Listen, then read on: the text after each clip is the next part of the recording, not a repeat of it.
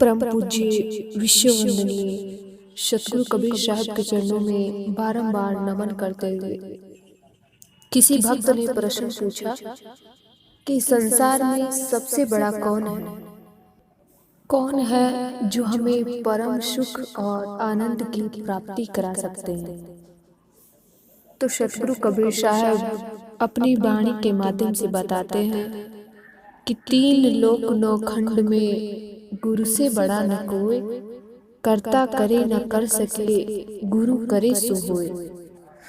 कि हे प्राणी, इस संसार में तीन लोक और नौ खंड में गुरु से बड़ा और कोई नहीं है। जो कार्य परमात्मा नहीं कर पाते हैं वो कार्य गुरु कर देते हैं। आज इसी विषय पे थोड़ी चर्चा करेंगे कि सतगुरु कबीर साहब ने गुरु को इतना महान क्यों बताया है। क्या कारण है कि उन्होंने तीन लोक नौ खंड में सबसे महान गुरु को बताया है। पहले गुरु शब्द के अर्थ को समझना है कि गुरु मीन्स क्या होता है। गु मतलब अंधकार और रू मतलब प्रकाश। जो अंधकार को छोड़ हमें प्रकाश की ओर लेके जाते हैं उन्हीं का नाम गुरु है। कभी कभी संसार में आपके माता पिता आपके गुरु बन जाते हैं। हालांकि देखा जाए संसार में तो पहले गुरु बच्चे के माँ बाप ही होते हैं, क्योंकि वही बताते हैं संसार में कैसे किसके साथ बात करना है, किसके साथ क्या करना है, किसके साथ कैसा शिष्टाचार करना है। संसार में बोलना, चालना, उठना, बैठना, हर एक प्रतिक्रिया जो भी हम बचपन में करते हैं वो सब हमें माँ बाप के द्वारा मिलती है। तो पहला संस्कार हमें माँ बाप के द्वारा मिलता है, तो पहले गुरु हमारे माँ बाप होते हैं। लेकिन आज के इस महाकलयुग में देखा जाए तो माँ बाप का कहना मानना, माँ बाप की सेवा करना, माँ बाप के विचारों में चलना, कोई बिरला ही ऐसा व्यक्ति होता है जो संसार में माँ बाप के कहे अनुसार चलता है।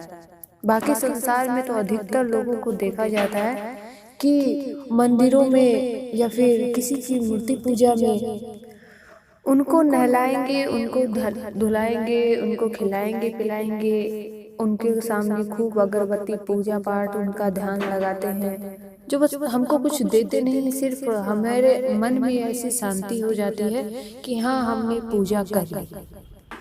लेकिन एक बात हमारे दिमाग में बैठ जानी चाहिए कि हम हमारे घर में जो जिंदा देवी देवता हैं माँ बाप के रूप में, अगर हम उनको खुश नहीं कर सकते, उनकी सेवा हम नहीं कर सकते, उनके विचारों में हम नहीं चल सकते, तो आप मंदिर की कितने भी देवी देवताओं की पूजा करें, अगर जब तक आपके घर में जिंदा माता पिता जो देवी देवताओं के रूप हैं, अगर वो आपको खुश नहीं है आपकी सेवा भाव से, आप उनको खुश नहीं कर सकते हैं, उनकी सेवा नहीं कर सकते हैं, तो चाहे मंदिरों में कितने भी देवी देवताओं की आप पूजा करिए, मंदिर वाली देवी आपको कभी आशीर्वाद नहीं देगी, वो कभी खुश नहीं हो सकती। क्योंकि परम पिता परमात्मा सबके हृदय में वास करते हैं। सब घट मेरा सानिया, सुनी सेज न कोई, बलिहारी वा घट की जा घट प्रगट होए। कि हे जीव, परमात्मा तो सब में विराजमान है, तुम बाहर जाके क्यों किसी मूर्ति पूजा में फंसे हुए हो, क्यों किसी पीपल में पानी डाल रहे हो। वहाँ तुमको मन की शांति या फिर तुम विचार करते हो कि हम भवसागर से पार हो जाएंगे, तो ये हर एक व्यक्ति की भूल है। वो भूलवश इस संसार में जितने भी रीति रिवाज हैं उसमें फंसा हुआ है, दुनिया के देखा देखी में लगा हुआ है, अज्ञान रूपी अंधकार में फंसा हुआ है। इसलिए हर व्यक्ति के जीवन में उस अज्ञान रूपी अंधकार को दूर भगाने के लिए किसी विवेकी गुरु की, महान संत की जरूरत पड़ती है कि वो उसके अंदर बसे इस अज्ञान रूपी अंधकार को दूर कर और उसे प्रकाश के मार्ग की ओर ले जाए। उसी का नाम गुरु है।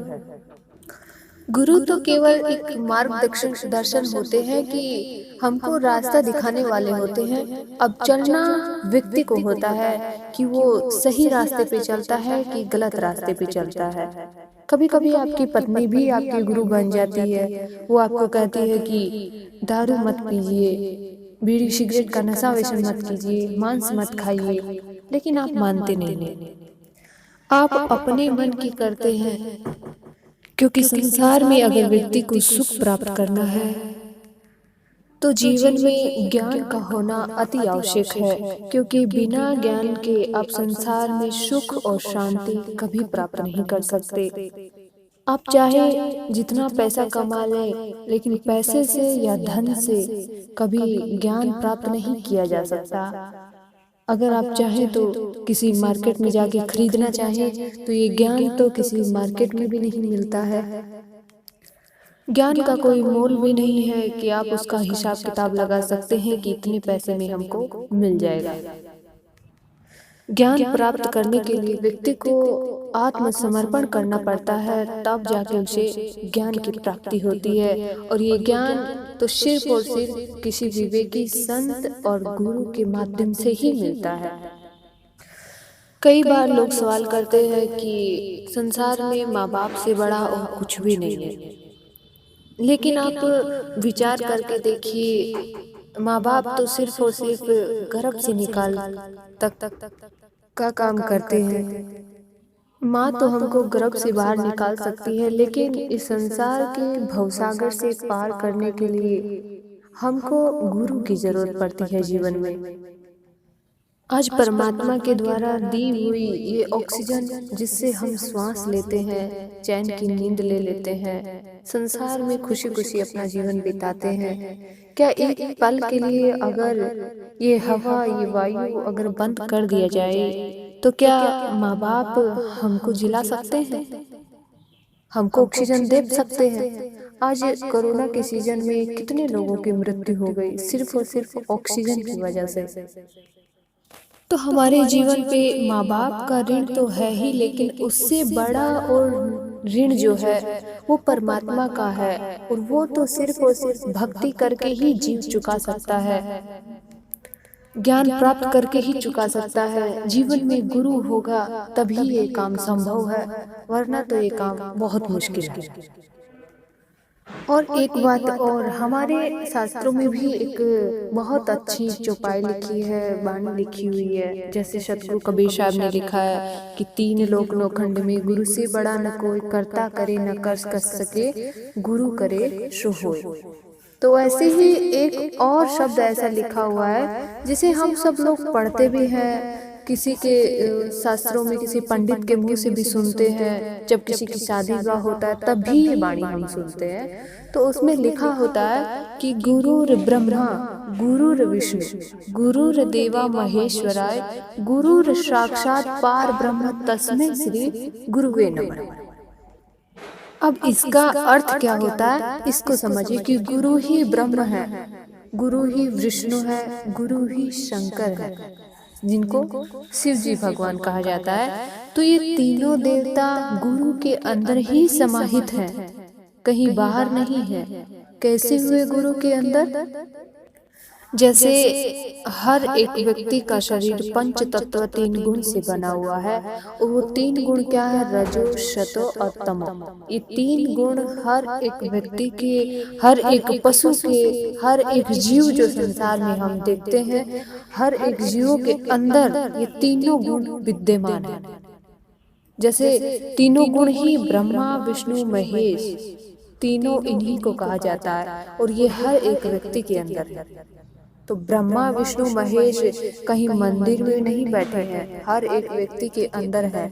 जैसे रज होता है ब्रह्मा जी का, शतो होता है विष्णु भगवान का, और तमो होता है शंकर भगवान का।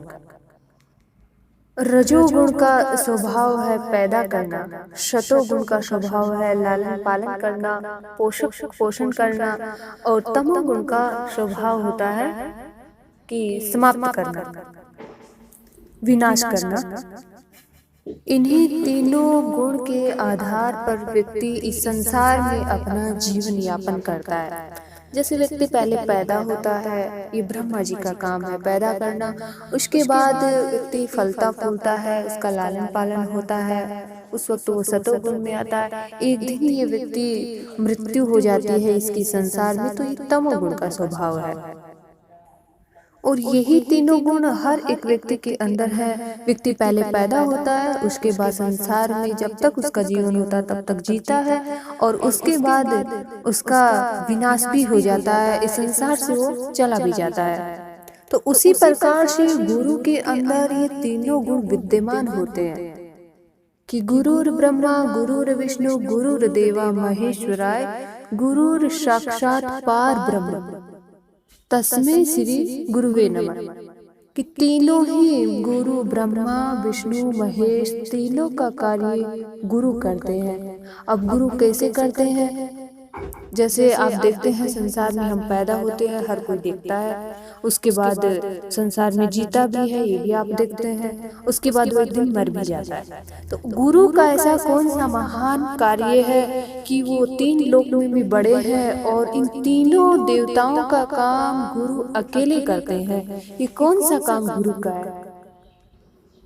पहला कार्य कि गुरु ब्रह्मा, ब्रह्म का काम होता है। जैसे रजो गुण में आता है, तो उस वक्त व्यक्ति पैदा होता है। तो गुरु जो होते हैं इस संसार के अज्ञान रूपी अंधकार को मिटाकर ज्ञान का प्रकाश जलाकर इसके हृदय में इस व्यक्ति को ज्ञान के द्वारा इसको पैदा करते हैं। माँ बाप ने तो सिर्फ गर्भ से पैदा किया था, गुरु ज्ञान से इस व्यक्ति को पैदा करते हैं। इस जीव को अज्ञान से हटाकर ज्ञान का प्रकाश इसके हृदय में जलाकर और इस संसार के सत्य और असत्य का ज्ञान कराते हैं। संसार पूरा नाशवान है और इस संसार में कोई किसी का नहीं है, ये ज्ञान गुरु कराते हैं। तो आइए एक कथा के माध्यम से बताते हैं कि गुरु एक शिष्य को कैसे समझाते हैं कि ये संसार पूरा नाशवान है। जिसे हम अपना कहते हैं, अपना मानते हैं, वो अपने होते नहीं हैं, सिर्फ दिखावे के होते हैं। हम अपने मन से मानते हैं कि हाँ ये मेरा है, सिर्फ देखने में लगता है, लेकिन हकीकत में ऐसा होता नहीं है। तो एक बार की बात होती है कि एक शिष्य अपने गुरु से बहुत प्रेम करते हैं। इतना अगाध प्रेम था कि जब तक वो शिष्य गुरु को ना दिखे तब तक गुरु को चैन नहीं मिलता था। घनिष्ठ प्रेम था गुरु और शिष्य के बीच में। तो कुछ दिन, एक हफ्ता बीत जाता है। उसके बाद एक हफ्ते तक वो शिष्य अपने गुरु के पास नहीं जा पाते हैं। तो गुरु के मन में शंका होती है कि मेरा शिष्य मेरे से मिलने क्यों नहीं आ रहा है। आप भी विचार करते होंगे कि जब आपका किसी से प्रेम हो जाता है तो संसार में जब वो आपको कहीं ना दिखे, आपसे मिलने ना आए, या फिर फ़ोन पे आपसे कोई डेली बात करता है, 2-4 दिन ना करे, तो आपके मन में भी ऐसा होने लगेगा कि उन्होंने मेरे से बात नहीं किया, क्या कारण है। तो उसी प्रकार से शिष्य तो नहीं आ पा रहा था एक हफ्ता तक। गुरु उसका गहन चिंतन कर रहे थे। तो एक हफ्ते बाद उस शिष्य के पास आता है और शिष्य से कहता है कि शिष्य कहते हैं अपने गुरु से कि क्षमा कीजिए गुरुदेव, मेरे को आने में थोड़ा विलम्ब हो गया। तो गुरु कहते हैं कि ऐसा कौन सा कार्य आ गया कि तुमने एक हफ्ता तक लगा दिया। तो शिष्य ने कहा कि गुरुदेव, पहले तो मैं बच्चा था, अब बड़ा हो गया हूँ, तो घर वाले मेरी शादी करने में लगे हुए हैं। मेरे को देखने के लिए कुछ मेहमान आए थे, इसलिए मेरे को आने में थोड़ा विलम्ब हो गया। तो गुरुदेव ने कहा कि शादी होने वाली है तुम्हारी। तो कहा कि हाँ गुरुदेव। तो कहा कि अब तुम गुरु से भी चले गए। ये बात गुरु के मुंह से शिष्य ने सुनी कि अब तुम गुरु से भी चले गए। कुछ दिन बीता, शिष्य को आने में कुछ देर हो गई। कम से कम 1 महीना बीत गया। महीना बीतने के बाद गुरु के पास फिर शिष्य जाता है। तो गुरुदेव ने कहा कि इस बार तूने 1 महीना लगा दिया। तो गुरुदेव से कहा कि गुरुदेव अब शादी हो गई है, पत्नी आ गई है, तो थोड़ा काम होता है, इसलिए आने में थोड़ा देर हो गया। तो गुरुदेव ने कहा कि शादी हो गई, पत्नी आ गई? तो कहा कि हाँ गुरुदेव।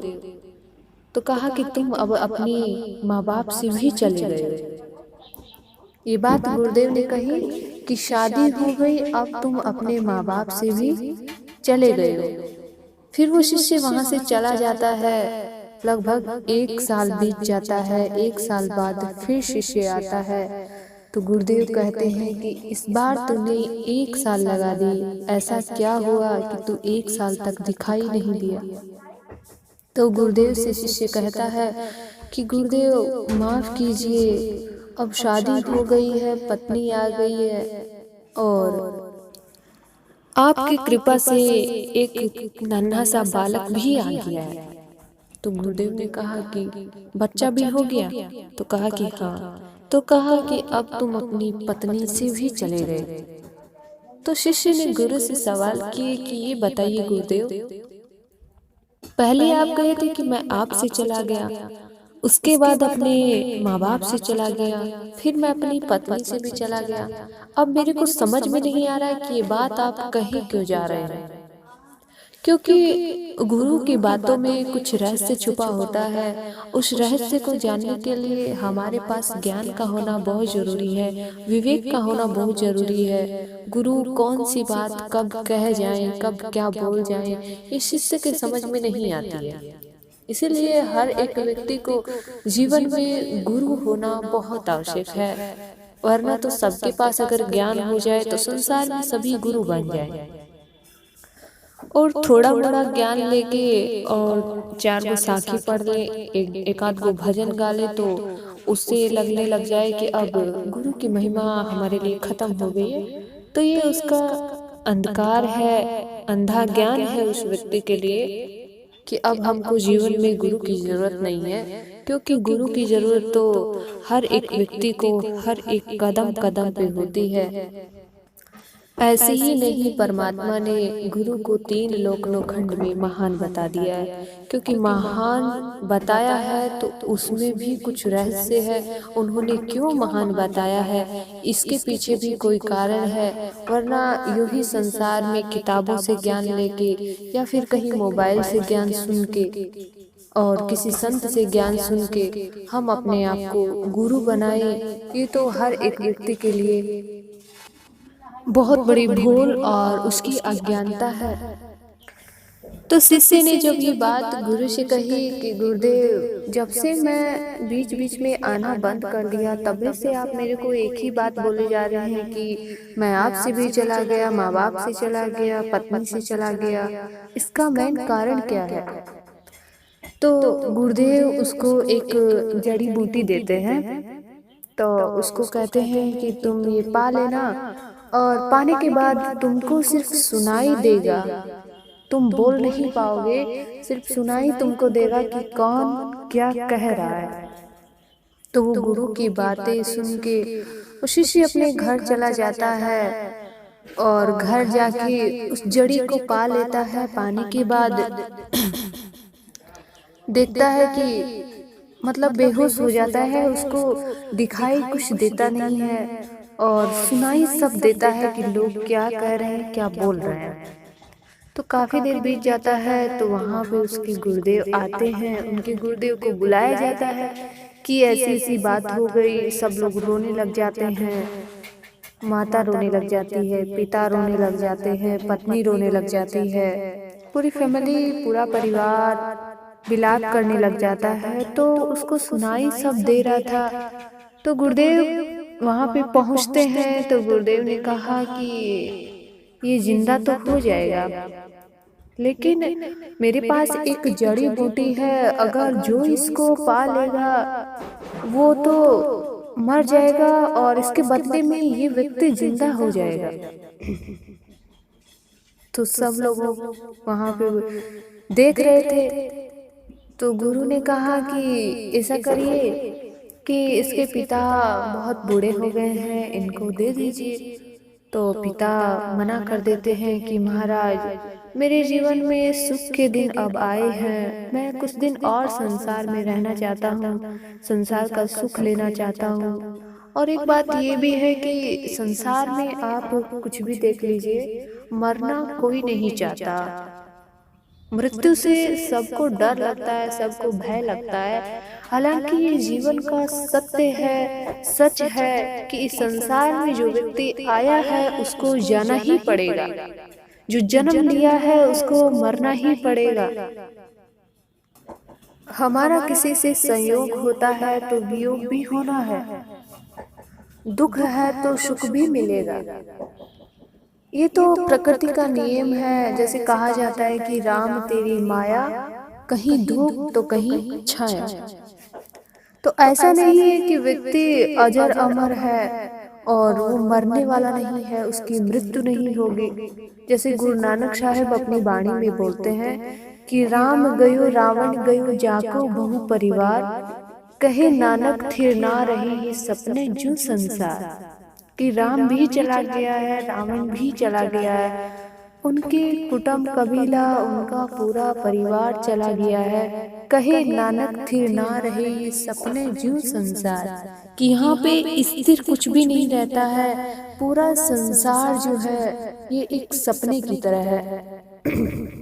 जैसे आप रात को सोते हैं, सोते सोते आपको कोई सपना आता है, आप खूब ऐशो आराम की जिंदगी जी रहे हैं, लेकिन जो ही आपकी आंख खुलती है तो जैसे का तैसा हो जाता है, आपको कुछ भी दिखाई नहीं देता है कि वो सुख तो सिर्फ हम सपने में ले रहे थे, वो अज्ञान रूपी अंधकार में हम सोए हुए थे। जो ही आपकी आंखें खुलती हैं तो आपको सब कुछ सत्य दिखाई देने लगता है। उसी प्रकार से व्यक्ति के जीवन में मृत्यु तो आना ही है, जो पैदा हुआ है उसको जाना ही पड़ेगा।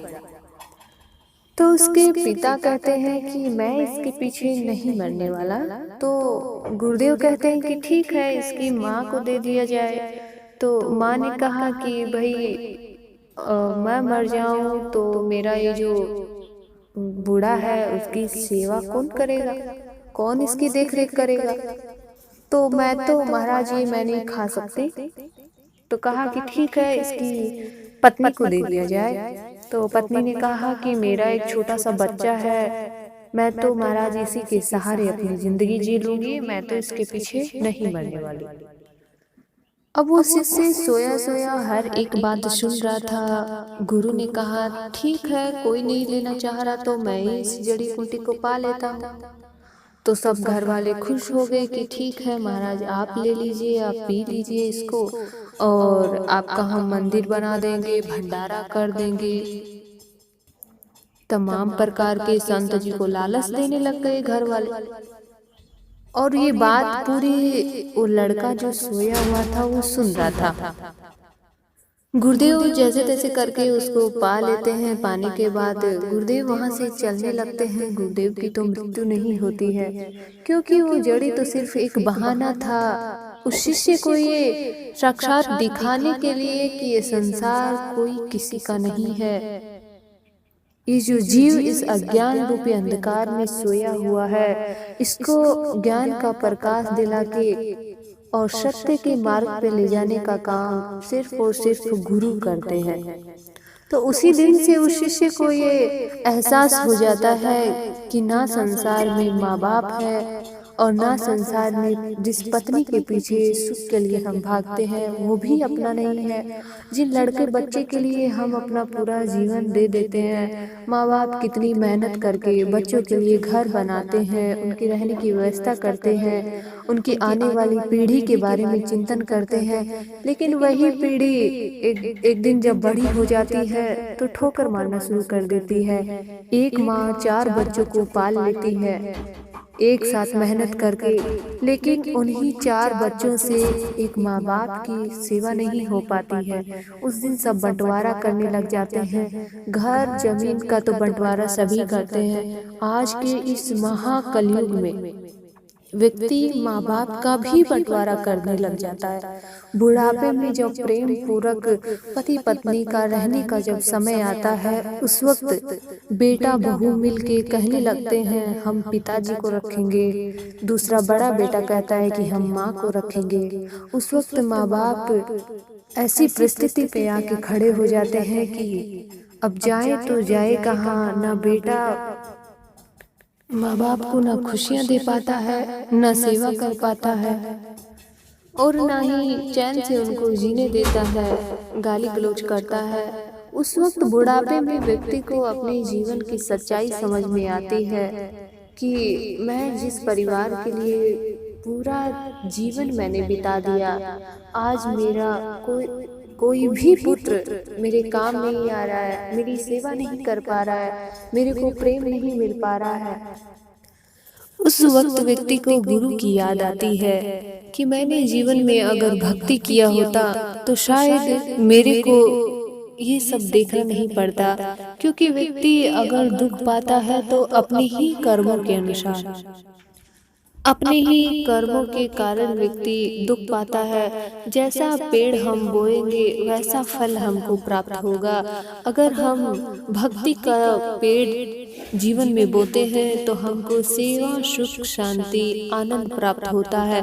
अगर हम जीवन में निगुरा बन के अपने जीवन को बिताते हैं तो आखिर में हमको दुख, संताप और पीड़ा के अलावा कुछ भी प्राप्त नहीं होता है।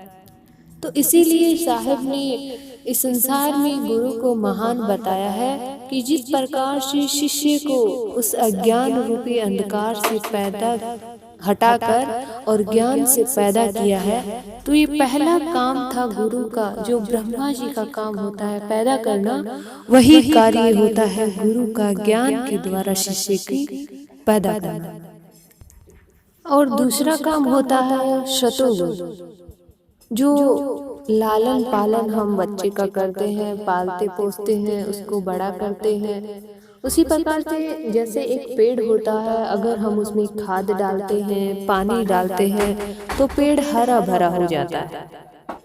उसी प्रकार से गुरु होते हैं इस जीव के अंदर। जब उसको ज्ञान से जब उसको पैदा करते हैं तो उसके अंदर भक्ति, सुमिरन, ज्ञान और वैराग्य ये सब का खाद पानी डाल के उस जीव को पैदा करते हैं, उसको लालन पालन करते हैं ताकि वो एक महान संत इस संसार में बने। और जो ज्ञान गुरु उस शिष्य को देते हैं वही ज्ञान उस संसार में बांटे और संसार के जितने भी लोग अज्ञानता में फंसे हुए हैं उन जीवों को ज्ञान देकर और उनके मन को सुख शांति पहुंचाए। और उनके जीवन को कैसे जिया जाता है ये कला संसार में गुरु और संत बनके बताते हैं हर एक व्यक्ति को कि तुम संसार में गुरु बना के अपने जीवन को जियो।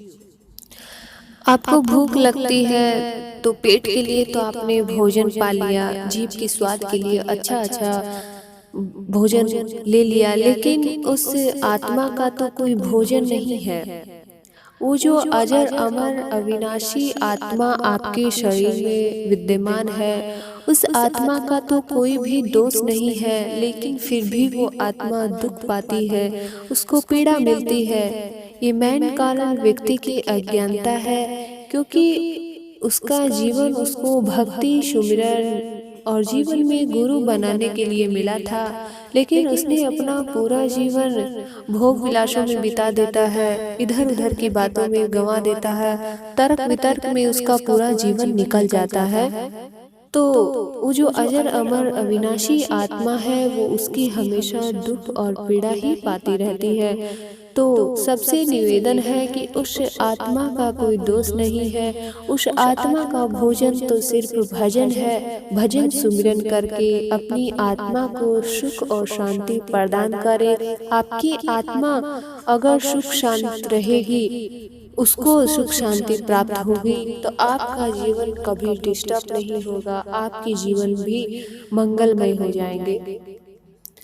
और तीसरा कार्य होता है कि गुरु ब्रह्मा गुरु विष्णु गुरुर्देवा महेश्वराय। जैसे मृत्यु होती है व्यक्ति की, तो ये तो शरीर से उसकी मृत्यु होती है, वो संसार से चला जाता है, लेकिन गुरु इस जीव की जिंदा जी कैसे मृत्यु करते हैं कि उसको मन के जितने भी विषय विकार हैं उनका विनाश करते हैं अपने ज्ञान रूपी अग्नि से। क्योंकि मोह माया में फंसा हुआ ये जीव अपने मन को गंदा कर विषय विकारों में फंसा रहता है, उसी का यानी उसी विषय विकारों को नष्ट कर विनाश कर गुरु उसके मन को पवित्र करते हैं अपनी ज्ञान रूपी प्रेम रूपी जल से धोकर इस काग रूपी जीव को हंस रूपी आत्मा बना देते हैं। तो ये तीसरा काम होता है गुरु का कि इस व्यक्ति के जिंदा जी इसके मन को मार देना। असल में मृत्यु तो वही है कि व्यक्ति जीते जी मर जाए। मरने के बाद किसने देखा कि हम मर गए? जो जीते जी मर जाए उसी को मरना कहा गया है संसार में। जैसे संसार में गुरु होते हैं, संत होते हैं, महापुरुष होते हैं, वो अपने मन को मार लेते हैं, अपनी इंद्रियों को जीत लेते हैं, मन पे विजय प्राप्त कर लेते हैं। ना उनका मन कहीं विचलित होता है, ना किसी से प्रभावित होता है और ना ही उनका मन चंचल होता है। इसीलिए गुरु और संत जो होते हैं वो संसार में सुखी से शांति से अपने जीवन यापन करते हैं। लेकिन संसार में व्यक्ति जो होता है उसका मन उसके बस में नहीं होता है, इसीलिए संसार में उसको अशांति महसूस होती है, उसके मन को कहीं चैन नहीं मिल पाता है। अगर सत्संग में 10 मिनट 15 मिनट बैठ भी जाता है तो उसका मन जो है उबने लगता है, उसको उबासी आने लगती है, नींद आने लगती है, कमर में दर्द होने लगता है, पाँव में दर्द होने लगता है, बैठ नहीं पाता है। क्योंकि उसका मन नहीं चाहता कि ये सब कार्य वो सुने, ये सब कार्य वो करे। क्योंकि मन हमारा बुरा है तो इस मन को बुरा ही अच्छा लगेगा, अच्छा इसको बिल्कुल भी अच्छा नहीं लगेगा। इसीलिए इस मन को पवित्र करने के लिए, इस संसार को सत्य जानने के लिए, इस संसार जैसा है उसको वैसा समझने के लिए वैसे विवेकी गुरु की जरूरत जीवन में पड़ती है। इसीलिए सतगुरु कबीर साहब ने गुरु की महिमा अपरंपार बताई है कि मैंने एक भजन में भी पिछली बार गाया था कि गुरु भक्ति की महिमा अपार निगुरा क्या जाने। जो निगुरा व्यक्ति होता है, जिसके जीवन में गुरु नहीं होता है, वो गुरु की महिमा को नहीं पहचान पाते हैं। उनको तो सिर्फ और सिर्फ संसार का सुख और माँ बाप ने जितना उनके लिए किया है उनको उतने में ही सुख शांति प्राप्त होती है। उतना ही वो देख पाते हैं कि हमको अपने माँ बाप ने पैदा किया है तो हमारा भी कर्म बनता है, हमारा भी धर्म बनता है कि हम भी बाल बच्चे पैदा करें। जैसा कार्य संसार में माँ बाप ने किया वैसा हम भी करें। तो आप संसार में शादी करके बाल बच्चे पैदा करके अगर चाहें कि हम माँ बाप के ऋण को उतार दें तो ये तो असंभव है। क्योंकि जब तक जीवन में भक्ति नहीं रहेगी तब तक आप माँ बाप का कल्याण भी नहीं कर सकते। क्योंकि भक्ति से ही माँ बाप को सुख शांति प्राप्त होती है। आज किसी को भी देख लीजिए, बहुत बड़े बिजनेसमैन हैं, चाहे आप किसी भी प्रकार का नौकरी करते हो, जॉब करते हो, आप माँ बाप को पैसों से सुख शांति नहीं दे सकते। असल में सुख शांति अगर व्यक्ति को मिलती है तो ज्ञान से मिलती है। भक्ति भजन सुमिरन साधना से जो शांति प्राप्त होती है वो शांति संसार में किसी धन दौलत या माया से नहीं प्राप्त हो सकती। और सतगुरु कबीर साहब की एक बहुत अच्छी वाणी है कि बहु सागर की त्रास ते गुरु की पकड़ो बाही, गुरु बिन कौन उबारसी बहु जलधारा माही। कि ये संसार जितना बहु सागर हमको दिखाई दे रहा है, इस संसार में बहुत प्रकार के कष्ट हैं, दुख है, पीड़ाएं हैं। उन दुखों और पीड़ाओं से छुटकारा पाने के लिए हमको गुरु की बाहें यानी गुरु के ज्ञान को पकड़ना पड़ेगा। और गुरु बिन कौन उबार सी बहुजल धारा माहे। इस संसार में बहुत सी धाराएं बह रही हैं, जैसे सागर में जैसे धाराएं लहरें उठती रहती है, उसी प्रकार से ये हमारा मन है, इसमें तमाम प्रकार की धाराएं उठती रहती हैं। कभी मन अच्छा करने को सोचता है तो कभी बुराई करने को सोचता है, कभी भक्ति भजन करने का इसका मन बन जाता है तो कभी गलत संगति पकड़ के उसके साथ में दुराचार करना शुरू कर देता है, वे विचार में फंस जाता है। तो इन धाराओं को रोकने के लिए गुरु के बिना कौन इस संसार से उबारेगा हमको। इस भवजल सागर से पार करने का कार्य तो सिर्फ और सिर्फ गुरु का होता है। इसीलिए तीन लोक नौ खंड में गुरु से बड़ा न कोई, करता करे न कर सके, गुरु करे सो होय। कि परमात्मा भी जो कार्य संसार में आके हमको इतना जल्दी नहीं बता पाएंगे कि जितना जल्दी हमको गुरु बताते हैं। जैसे हम स्कूल में जाते हैं पढ़ने के लिए, तो हमारे पास अगर पुस्तक है हम खरीद लेते हैं, तो पुस्तकों को हम पढ़ तो लेंगे लेकिन हमको समझ में नहीं आएगा कि इसका असल में अर्थ क्या है। वो अर्थ तो सिर्फ और सिर्फ हमको शिक्षक के द्वारा प्राप्त होता है। उसी प्रकार से हम इस संसार को देख तो रहे हैं, इस संसार की मोह माया को भी देख रहे हैं, लेकिन असल में उसका ज्ञान कराने वाले तो सिर्फ और सिर्फ गुरु होते हैं। इसलिए हर व्यक्ति के जीवन में गुरु का होना, संत का होना बहुत जरूरी होता है। बिना गुरु के इस संसार के सागर से ना तो कोई पार हो पाया है, ना ही कोई पार हो पाएगा। क्योंकि जो सुखदेव मुनि थे, उनके जैसा तपस्वी अभी तक पैदा नहीं हुआ। ऋषियों में उनको महान समझा जाता है। वो 12 बरस तक अपनी माँ के गर्भ में भक्ति किया था, भक्ति तो किया था लेकिन जीवन में गुरु नहीं बनाए। इसलिए साहब की एक वाणी है कि गर्भ योगेश्वर गुरु बिना लागी हर की सेव, कहीं कबीर बैकुंठ ते फेर दिया सुखदेव।